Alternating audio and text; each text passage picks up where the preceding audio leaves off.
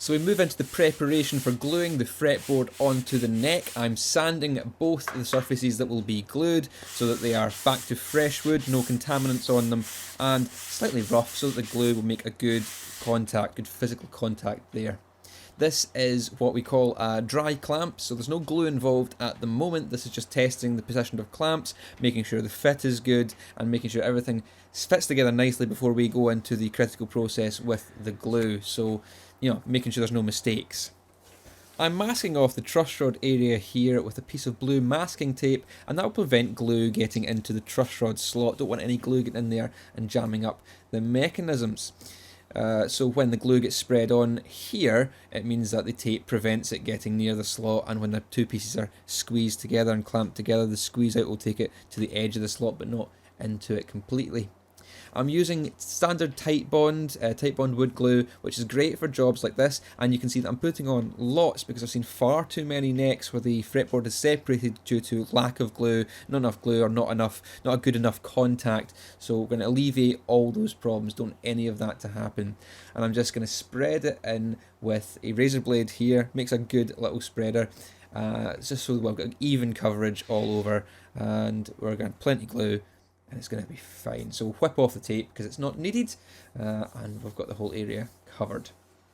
And of course doing the same with the fretboard, taking the edges, not the centre, and we'll spread in with the razor blade again, and just make sure that we leave the centre free from glue.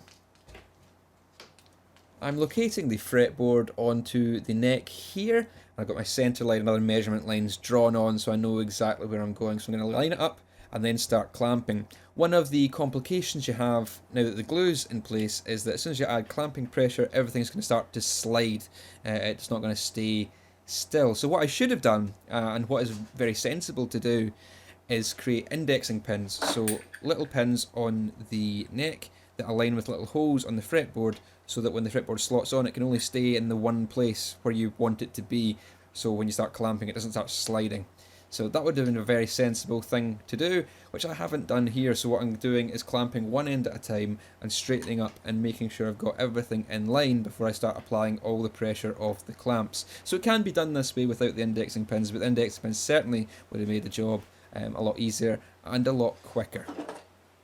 These long strips of wood that I'm clamping onto here are firstly to try and protect the fretboard from the clamps, but secondly they're to try and give an equal pressure across the whole fretboard. And I'm wiping off some of the squeeze out here. This is a very important thing, and I'll talk about it more later, but yeah, you want to be wiping out as much of the squeezed out glue as possible. So we're just coming in systematically with more clamps, one at a time, tightening up and making sure everything's still remaining straight. So just want to have the clamps quite evenly spread across the entire neck, so we're getting an even pressure throughout.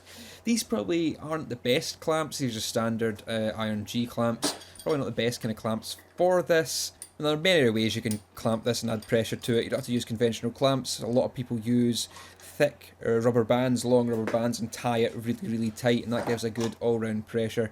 But clamps are what I have to hand. It's what's convenient for me to use, so I'm using clamps and it gets the job done.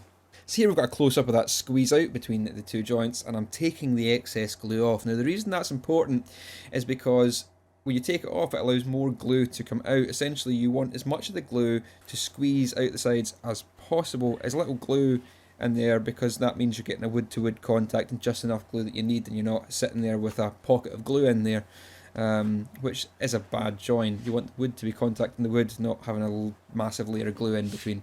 So wiping off the excess allows more glue to come out, and you can keep tightening up that pressure.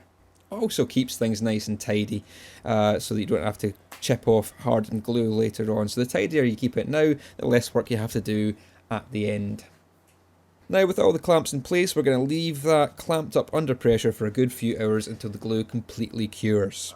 Several hours later, and we've got the clamps off, I've started to draw on the shape for the neck, what the neck's going to be. Essentially, I want to be reducing all of this area here and taking that down so the neck is at a playable level. I've marked in how much I need to remove it by, so I give myself an indication, and I've also marked in where the truss rod will be sitting inside the neck, so I know not to go too far and burst into the truss rod cavity. What I have here is a router sled, fairly similar to what I did with the truss rod slotting jig, but this time the router will sit on top of the rails and ride along it, and I can move it side to side as long as I don't go off the rails. This is so that I can reduce the area on the back of this neck by about 7mm to get myself to the depth I need before I can start shaping the neck. I've got a wide cutting bit on the router so I can take out a lot of material at the one pass, and I've just got to be careful not to go off the rails and then the router slips. That's the only danger I've got with this, but it's just a case of being careful, and this will just speed up the process of shaping the neck considerably. Now, as always, we're taking shallow cuts here, shallow passes, and taking out little bits of material at a time. Don't want to go too deep in one cut because that puts strain on the router bits and it's difficult and messy. So it's much neater, much better for the tool if you take shallow cuts and you gradually build up to the depth that you need. So here we are, we're doing quite well. It doesn't take too long to get rid of this stuff, and it produces a heck of a lot of wood chippings, as you'll see in a second. So that's the back of the neck to the required depth, and now we can start to clean up all the edges and prepare ourselves for starting the shaping process. Now we're going to tidy up these edges. I'm going to come in with my steel rule and just check how level we are, and we're probably not very level at the moment. We're going to come in with the Shinto saw rasp. Fantastic tool. I will not stop going on about how great this thing is. It will take off a lot of material very quickly, and we'll be able to level out the side of that neck in no time at all. Of course, going to keep checking with the steel rule just to make sure we're still level and I'm not going too deep in any one area.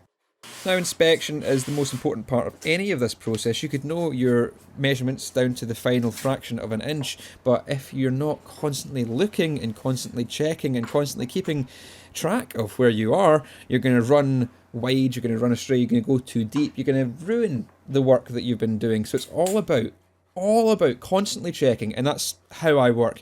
Do a little bit of work, stop, look, check, and then keep going, because you don't want to go too far. So I'm just tidying up the last little bit of the neck with the saw rasp here, and I'll be doing this side, then the next side, and once they're both level and they're both flush, we can move on to the process of shaping the neck, which is the most rewarding, but sometimes the most challenging part of a neck build. But we'll leave that for the next video. If you've liked this one, you can subscribe, and I'm on all the social media, and you'll see the next episode fairly soon. But until then, keep it loud, and I'll see you later.